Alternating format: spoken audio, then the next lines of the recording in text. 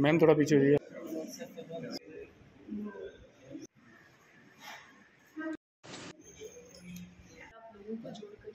इस दिवाली तनिष्क लाए हैं अलेख्या, मीनाकारी और प्रोही कारीगरी का जादू। आज ही आइए और घर ले जाइए हमारा नया दिवाली कलेक्शन। गोल्ड ज्वेलरी की मेकिंग और डायमंड ज्वेलरी की वैल्यू पर अप टू 20% ऑफ के लिए visit Tanishq jewellers, India motor circle, Ajmer. शर्तें लागू।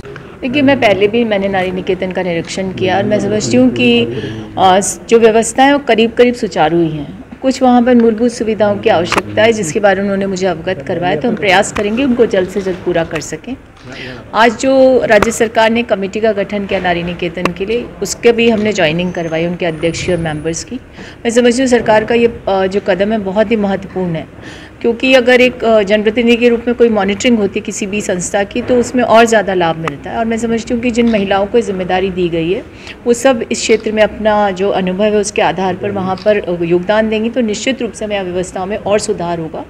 और आप जानते हैं कि वो सेंटर्स हैं जहाँ पर निराश्रित बच्चे आते हैं, महिलाएँ आती हैं, तो उसके लिए हम सबको सामाजिक तौर पर भी एक जिम्मेदारी का वहन करना चाहिए। और रागिनी जी से और उनकी टीम से मैंने यही अनुरोध किया है कि आप लोग सामाजिक क्षेत्र में जो लोग सक्रिय हैं उनको वहाँ जोड़िए, ताकि वो लोग भी सक्रियता के साथ अपनी भूमिका निभा सकें और वहाँ व्यवस्थाओं में अपना सहयोग दे सकें।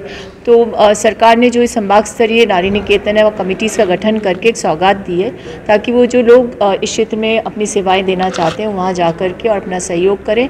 ऐसे लोग जो वंचित तबके से आते हैं, गरीब हैं, जिन्होंने निराश्रित बच्चे हैं, अनाथ बच्चे हैं, महिलाएं हैं, उनके लिए वहाँ पर अच्छा काम किया जा रहा है और उनकी व्यवस्थाओं को और सुधारने का हम प्रयास करेंगे। शुरू किया गया मैडम?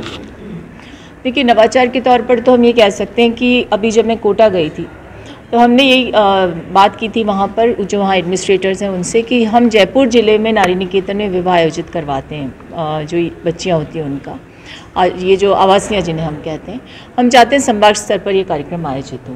तो इसके लिए जब ये सब महिलाएं, ये समाज सेवा से जुड़ी हुई महिलाएं, इनको जिम्मेदारी सौंपी गई, तो निश्चित रूप से इस बार हम ये प्रयास करेंगे कि हर संभाग पर ऐसी जो आवासीय हमारी बच्चियां, उन लोगों के विवाह के कार्यक्रम आयोजित हों, उनका पुनर्वास हो सके, और जो बच्चे निराश्रित होते हैं, अनाथ होते हैं, जो वहाँ पर आते हैं, उनके रिहेबिलिटेशन के प्रयास पर हम जोर देंगे। जयपुर के अंदर जो ग्रेटर मेयर चुनाव को लेकर के जो सौम्या गुर्जर के पक्ष में कोर्ट का फैसला है, देखिए, अब ये न्यायालय में लंबित मामला था। अब न्यायालय ने क्या निर्णय दिया उस पर तो मैं टिप्पणी नहीं कर सकती, लेकिन ये बात ठीक है कि अभी चुनाव भी हुआ था और अचानक ये निर्णय आ गया, तो एक अजीब सी स्थिति है। अब देखते हैं आगे न्यायालय का संपूर्ण फैसला क्या होता है, और उस पर सरकार के द्वारा भी वहाँ पर कोई न्यायालय ने कहा है कि कुछ प्रेजेंट करना है, तो वो सब होने के बाद ही इस पर प्रतिक्रिया दी जा सकती है। आपको मैं एक और खुशखबरी देना चाहती हूँ कि देखिए, जब से राजस्थान में हमारे यशस्वी मुख्यमंत्री अशोक गहलोत जी की सरकार बनी है, नए नवाचारों को शुरू किया गया, आप सब जानते हैं। और कोई भी ऐसा वर्ग नहीं है जिसके बारे में कोई योजना ना बनी हो। सर्वस्पर्शी बजट देकर के संपूर्ण रूप से योजनाओं को मूर्त रूप देकर के एक कह सकते हैं विकासशील राजस्थान का निर्माण किया गया। लेकिन इस बार सबसे बड़ी खुशखबरी ये है कि राजस्थान में एक भी बाल विवाह रजिस्टर, ये जो देवउठनी एकादशी थी, उस दिन नहीं हुआ है। तो ये प्रदेश के लिए बहुत बड़ी सौगात है, और इसके लिए मैं सरकार की योजनाओं को सबसे पहले क्रेडिट दूंगी, और साथ ही साथ उस प्रशासन को जिसने ताकीद रह करके सरकार की डायरेक्शंस पर इस सब पर नियंत्रण लाने का काम किया। तो ये बहुत बड़ी उपलब्धि हमारे सरकार की है।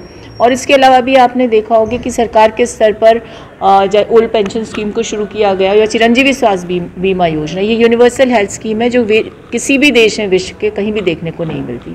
तो पहले जब फ्री मेडिसिन स्कीम लेकर आए थे तब भी देश विदेश के लोगों ने आकर के यहाँ पर उसको देखने का प्रयास किया था। मुझसे तो यूके के एक सेनेटर पार्लियामेंटेरियन ने भी पूछा कि भाई इतने बड़े राज्य में, इतने सुदूर जो क्षेत्र हैं उसके, और जिसकी टोपोग्राफी जोग्राफी इतनी मुश्किल है, वहाँ ही फ्री मेडिसिन कैसे चल रही है।